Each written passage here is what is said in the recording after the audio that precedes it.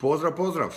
Evo nas četvrtak. Kako brzo vrijeme leti, iako ovaj prvi mjesec u godini stvarno traje vječno, ali tjedan je prošao brzo i evo nas opet četvrtak. Za par minuta smo u Facebook for Business grupi, gdje svaki četvrtak odgovaramo na pitanja. Danas imamo dosta interesantnih stvari, od alata, strategija, poslovnih modela i tako dalje. Tako da ćemo kroz nekih par minuta nastaviti unutar naše privatne grupe. A danas za vas ovdje na Grow Up stranici jedna stvar. Pričao sam sa puno ljudi u posljednjih par tjedana vezano za masterclass i stalno se ponavlja jedna stvar koju većina ljudi želi, traži, pita ili bi htjeli imati, a to su brzi rezultati. Nemam ja vremena čekati 2,5 mjeseca da završim masterclass. Meni trebaju rezultati odmah. Meni trebaju pare odmah, ja nemam para. Ja bi uložio ili uložila da imam i tako dalje. Ono što je ključno i osnovno, što želim podijeliti s vama sada ovdje koji gledate i koji ćete gledati ovo, je da je Facebook dugoročna igra. Da Facebook je kao kamata na štednju. Dakle, ili na dug, isto je samo u suprotnom smjeru. Dakle, Facebook, sadržaj koji stavljate, se obraćate ljudima koji traže informacije. Oni ljudi koji traže informacije nisu još spremni kupiti, jer sada traže informacije.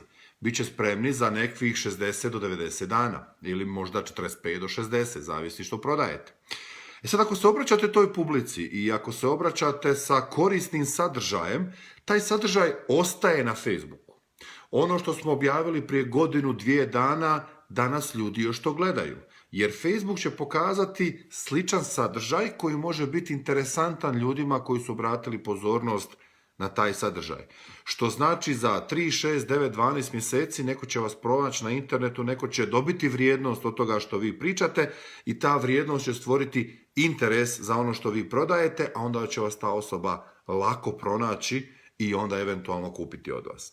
Tako da, komunikacija koju stavljajte, ostavite kao da pišete knjigu. Dakle, komunikacija stavite da bude dugoročno vrijedno i dugoročno važno. Naravno, imamo trendove, imamo sezone kada je nešto aktualno u kratkom vremenu, ali probajte to predvidjeti. Probajte sada, recimo, sada je, počinje 2. mjesec, neka prilika je Valentinovo za 15 dana. Mi smo radili nekoliko projekata koji smo krenuli već sa 10.1. Gdje smo najavljivali nekakve događaje koji će biti za Valentinovo. 8. mart je nekakva prilika, dakle u 3. mjesecu, opet imamo 40-60 dana, da bi onda zadnjih 7 dana kroz retargeting gađali nekakve prave interese koji su već ljudi pokazali do sada i onda im prodavali uslugu nakon što oni već znaju tko smo mi. Znaju što radimo, znaju što mogu dobiti od nas, znaju kakav benefit mogu očekivati, znaju koliko košta naš proizvod ili usluga, znaju koji je proces, kako to platiti, na koji način. I mogli su se pripremiti kroz rok koji ste i vi pripremali da kupe onda kada to treba.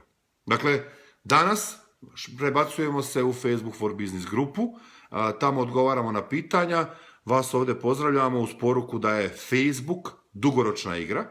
A ako se želite igrati na način i pravila koje mi poštujemo i pravila koje mi postavljamo, napišite ispod videa masterclass, dobit ćete daljne upute za razgovor s nama i da vidimo da li ima mogućnosti da pomognemo i vama u vašem poslovnom modelu i vašoj prodaji preko interneta. Ja se prebacivam u Facebook grupu, vas sviju pozdravljam do sljedećeg Facebook live-a.